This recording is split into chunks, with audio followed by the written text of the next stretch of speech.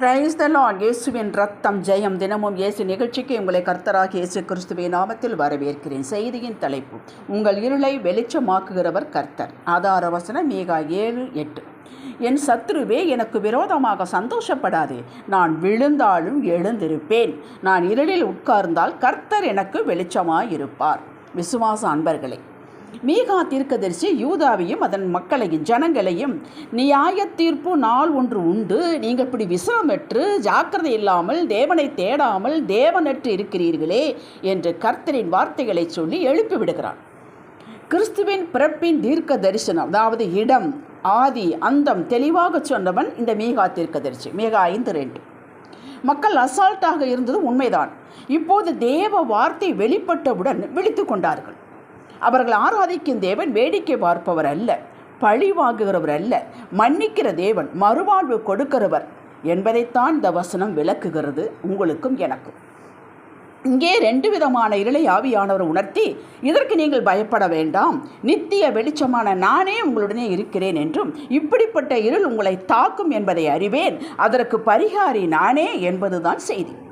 இப்படிப்பட்ட இருள் திடீரென்று நம்மை தாக்குகின்றன. நாம் இவற்றை எதிர்பார்க்க மாட்டோம். எதிர்பார்த்திருந்தால் சுதாரித்து கொண்டு வந்திருப்போம். இன்று இந்த செய்தியை கேட்டபின் உங்கள் வாழ்வில் எப்படிப்பட்ட இருள் சூழ்ந்தாலும் நீங்கள் அதை அனுசரித்து மதிப்பு கொடுத்து மடியில் தூக்கி வைத்து கொண்டு அலங்கரிக்க மாட்டீர்கள், தூக்கி எறிந்து விடுவீர்கள். முதலாவது வருவது மறைந்திருக்கும் இருள். மறைந்திருப்பது இருளோ வெளிச்சமோ நமக்கு தெரியாது.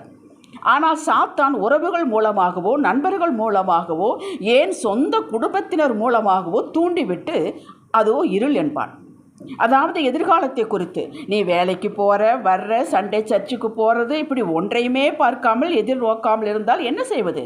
பிள்ளைகள் வளர்ந்து கொண்டு வருகின்றன, மேற்படிப்புக்கு என்ன செய்வது? திருமணத்தை பற்றி யோசிக்கவில்லையா? உன்னோடு படித்தவனெல்லாம் வீடு கட்டி செட்டில் ஆகிவிட்டார் என்று யார் மூலமாகவோ தூண்டி விடுவான்.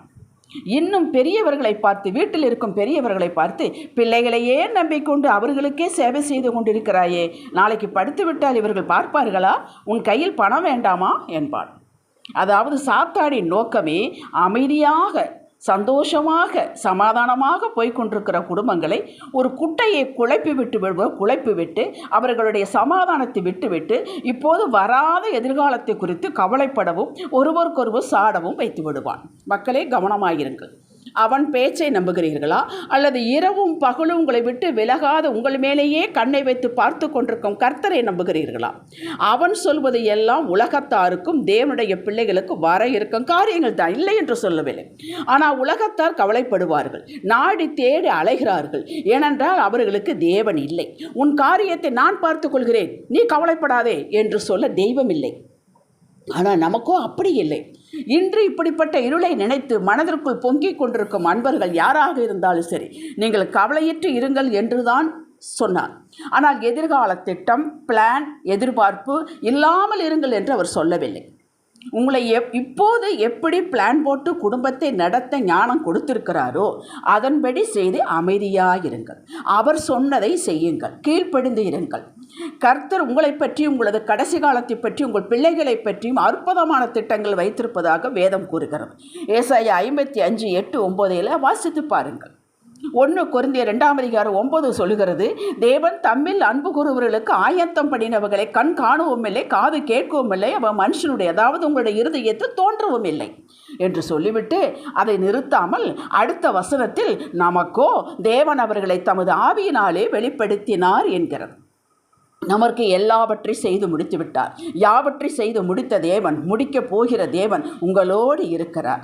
அந்தந்த நேரத்தில் டான் என்று வந்து சேரும். இந்த வசனத்தை விசுவாசியுங்கள். அடுத்து நாம் எதை செய்தாலும், எதை ஆரம்பித்தாலும் சத்துரு நேரடியாக தாக்கி நம்மளை வேதனையுறை செய்து அந்த வேலையை விட்டுவிட செய்து ஒன்று செய்வான். இதற்கு நேரடியாக தாக்கும் இருள். இதற்கு நீங்கள் ஒன்றுமே செய்ய வேண்டாம், அவர்களோடு எதிர்த்து நிற்க வேண்டாம். 2 நாளாகும் 20ஆம் அதிகாரத்தை ஒரு விசை படித்து பாருங்கள். நீங்கள் ஆண்டவரிடம் இதையெல்லாம் சொல்லிவிட்டு ஜெபித்து விட்டு அவர் எப்படிப்பட்டவர் என்பதை சொல்லி சொல்லி ஆராதனை செய்யுங்கள், துதியுங்கள். சங்கீதம் 136 இது உங்களுக்கு உதவி செய்யும். நீங்கள் துதிக்க துதிக்க, ஆராதிக்க ஆராதிக்க, யாரெல்லாம் எதிர்த்து வந்தார்களோ, யாரெல்லாம் எதிர்க்க வேண்டும் நினைக்கிறார்களோ அத்தனையும் ஒளிந்து போகும். அந்த இருள் மறைந்துவிடும். இதை மாத்திரம் செய்யுங்கள், பயப்படாதீர்கள்.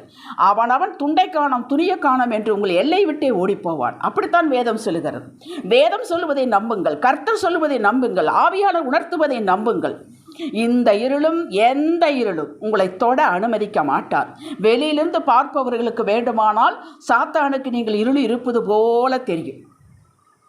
ஆனால் அதன் மத்தியிலும் சந்தோஷமாக எப்போதும் போல வாழ்ந்து காட்டுங்கள். இது தேவனை மகிமைப்படுத்துதலாகும். அவர் உங்கள் எல்லைகளை சுற்றி வெளிச்சமாக இருந்து எல்லா இருளையும் விரட்டி அடிப்பார். ஜெபிக்கலாம். தகப்பனே, நீரே விளக்காயிருந்து எங்கள் இருளையெல்லாம் வெளிச்சமாக்குவீராக. எங்கள் விளக்கை ஏற்றுவீராக. நீர் எங்கள் மேய்ப்பனாய் இருப்பதினாலே எந்த இருளும் எங்களை தாழ்ச்சி செய்ய முடியாது என்றும் உம்முடைய வீட்டிலே நீடித்த நாட்களாய் நிலைத்திருப்போம் என்பதை இயேசுவின் நாமத்தில் அறிக்கை செய்கிறோம் பிதாவே. ஆமேன். ஹல்லேலூயா.